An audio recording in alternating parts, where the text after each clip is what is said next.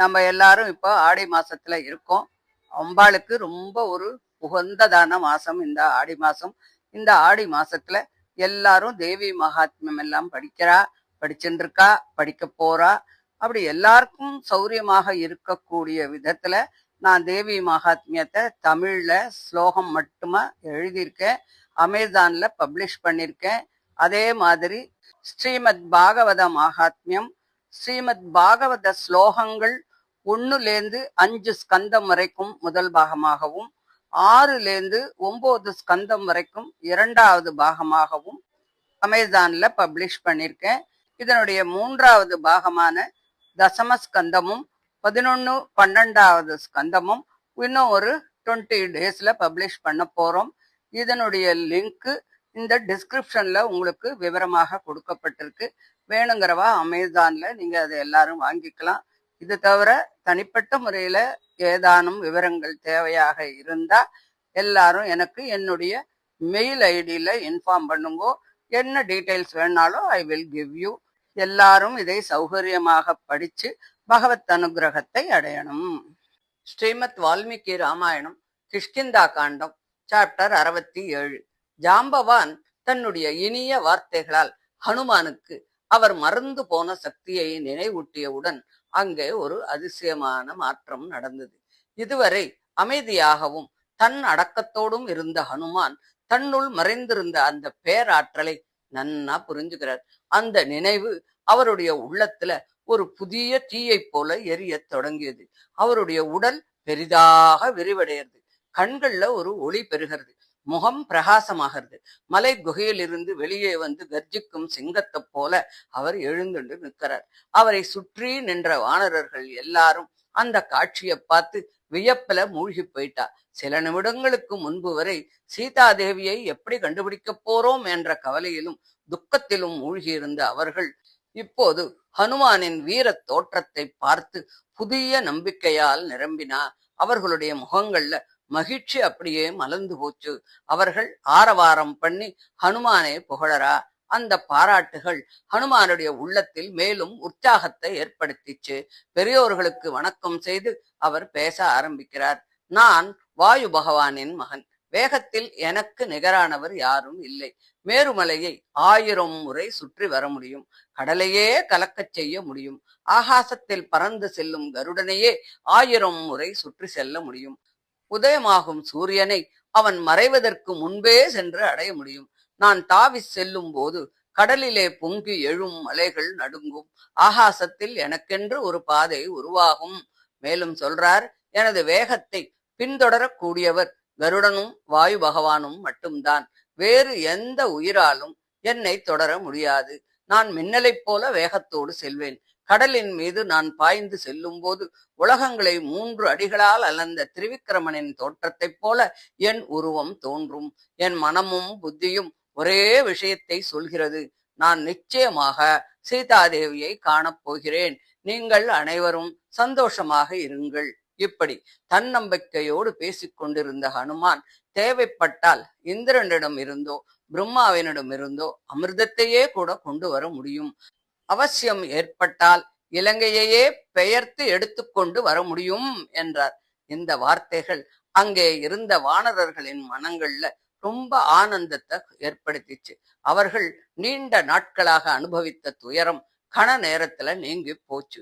இனி நம்முடைய காரியம் நிச்சயமாக நிறைவேறும் என்ற உறுதியான நம்பிக்கை அவளுடைய மனசுல ஏற்பட்டது. அப்போது ஜாம்பவான் ரொம்ப சந்தோஷத்தோட ஹனுமானை பார்த்து, வீரனே, கேசரியின் மகனே, வாயுபுத்திரா, உன்னால் எங்களுடைய துக்கம் நீங்கி போச்சு.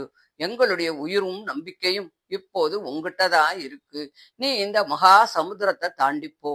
ரிஷிகளின் அருளும் பெரியோர்களின் ஆசிர்வாதமும் குருமார்களின் அனுகிரகமும் உனக்கு துணையாய் இருக்கும். நீ திரும்பி வரும் வரை நாங்கள் இங்கேயே உனக்காக காத்துருப்போம் அப்படின்னு சொல்லி ஆசிர்வாதம் பண்றார். அந்த வார்த்தைகள் ஹனுமானின் மனதை மறுபடியும் உற்சாகப்படுத்துறது. உடனே அவர் புறப்படுறதுக்கு தயாரானார். என் வேகத்தை இந்த பூமியால் தாங்க முடியாது. நான் தாவுவதற்கு ஒரு உறுதியான அடித்தளம் தேவை அப்படின்னு நினைச்சார். அவரது பார்வை மகேந்திர மலையின் மீது விழுந்தது. அந்த மலை இயற்கை எழிலால் நிரம்பி இருந்தது. பல வகையான மரங்கள், கொடிகள், எப்போதும் அதுல பூத்துண்டு இருக்கும்.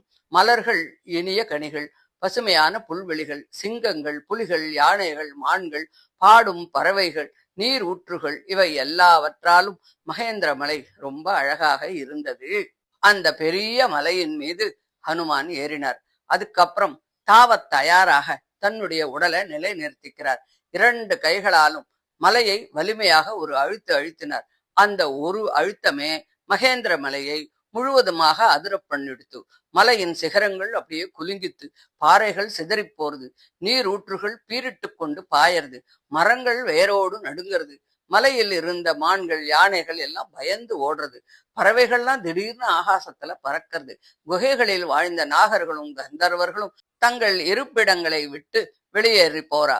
பெரிய பாம்புகள் சீறிண்டு வருது. அந்த மலை சிங்கத்தால் தாக்கப்பட்ட மதம் கொண்ட யானையைப் போல பெரிய ஒலியை எழுப்பியது. அங்கே தவம் செய்து கொண்டிருந்த முனிவர்கள் இந்த அதிசயத்தை பார்த்து ஆச்சரியமும் அதே நேரத்துல அச்சத்தையும் அடையறா. இயற்கை முழுவதும் ஒரே நேரத்தில் அதிர்ந்து போனது. ஏன்னா உலக நன்மைக்காக ஒரு மகா செயல் ஆரம்பிக்க போறது.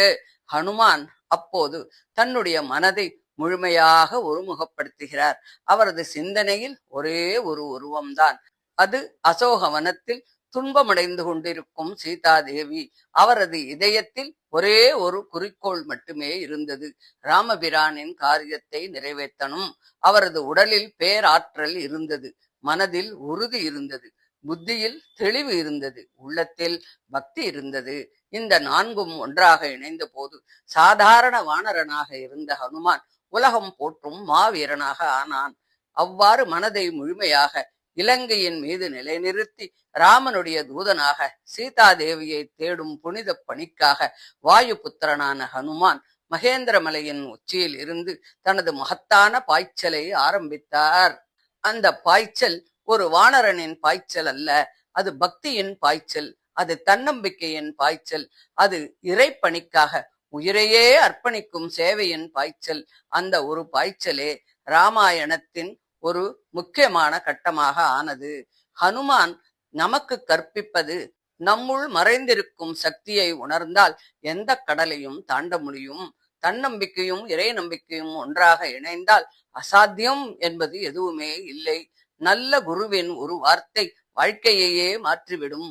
மனதை ஒருமுகப்படுத்தி இறைபணியை இலக்காக கொண்டால் இயற்கையே துணையாகும். பகவானுக்காக செய்யப்படும் சேவையே மனித வாழ்க்கையின் உயர்ந்த சாதனை அப்படின்னு சொல்லி இந்த கிஷ்கிந்தா காண்டத்தினுடைய 67வது அத்தியாயத்தை முடிக்கிறார். இதோட கிஷ்கிந்தா காண்டமும் முடியறது. இதை தொடர்ந்து அடுத்த ஆடியோலேருந்து சுந்தர காண்டம் ஆரம்பமாறுது. தேங்க்யூ.